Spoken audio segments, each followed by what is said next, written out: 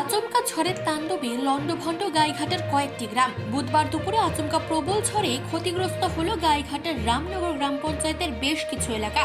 বেশ কয়েকটি কাঁচাবাড়ির টিনের চাল উড়ে গিয়েছে এবং বিদ্যুতের খুঁটি পড়েছে। গাছপালা তছনছ হয়ে গিয়েছে, চাষের মাঠও ব্যাপক ক্ষতিগ্রস্ত।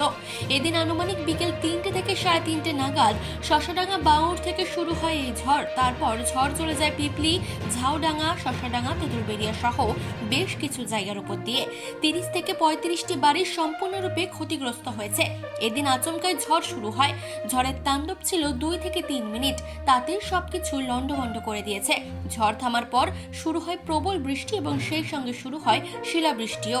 শিলাবৃষ্টিতেই চাষের ব্যাপক ক্ষতি হয়েছে। বরফের আঘাতে একজন আহত হয়েছেন, ঘর চাপা পড়ে আহত হয়েছেন আরও একজন।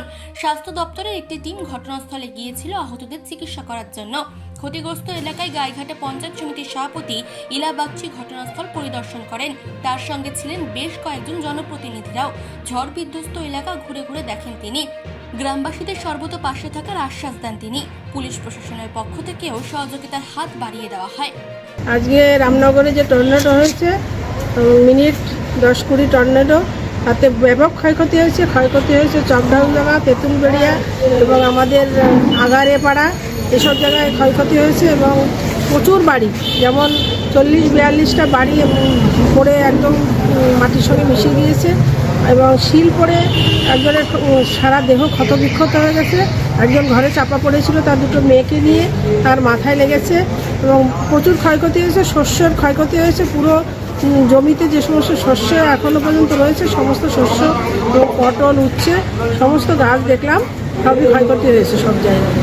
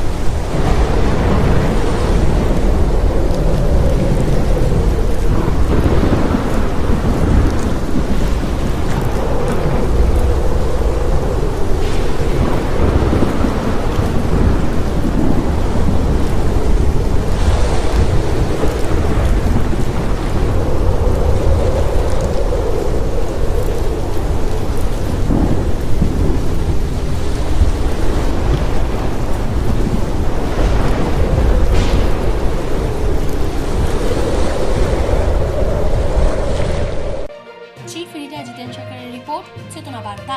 জেগে থাকে, জাগিয়ে রাখে।